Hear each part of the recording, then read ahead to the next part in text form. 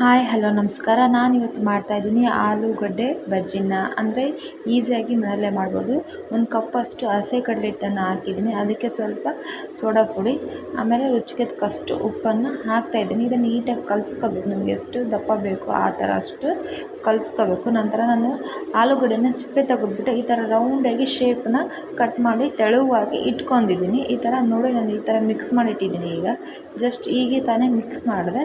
ಈ ಥರ ಸ್ವಲ್ಪ ದಪ್ಪನೇ ಇರಲಿ ನೋಡಿ, ಈ ಥರ ಇರಬೇಕು.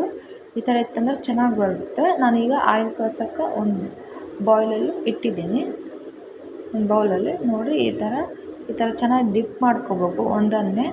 ಒಂದೊಂದೇ ಡಿಪ್ ಮಾಡ್ಕೊಂಡು ಅಲ್ಲಿ ಆಯಿಲಲ್ಲಿ ಕಾದಿರ್ತಂಥ ಆಯಿಲಲ್ಲಿ ಮೀಡಿಯಮ್ ಫ್ಲೇವಲ್ಲಿ ಇಟ್ಟಿದ್ದೆ ನಾನು. ಅದನ್ನು ಹಾಕ್ತಾಯಿದ್ದೀನಿ. ಈಗ ಹಾಕಿದ್ದೇನೆ ನೋಡಿ, ನಾನು ಇನ್ನೊಂದು ಹಾಕ್ತಿದ್ದೀನಿ ನೋಡಿ. ಈ ಥರ ಬರುತ್ತೆ, ಚೆನ್ನಾಗಿರುತ್ತೆ, ಸೂಪರಾಗಿ ಈಸಿಯಾಗಿ ಮಾಡ್ಕೋಬೋದು ಮನೆಯಲ್ಲೇ. ನೋಡಿ, ನಮ್ಮ ಚಾನಲ್ನ ಲೈಕ್ ಮಾಡಿ, ಸಬ್ಸ್ಕ್ರೈಬ್ ಮಾಡಿ ಮತ್ತು ಶೇರ್ ಮಾಡಿ. ನಮ್ಮ ಚಾನಲ್ನ ಬೆಳೆಸಿ. Thank you for watching in videos. Bye.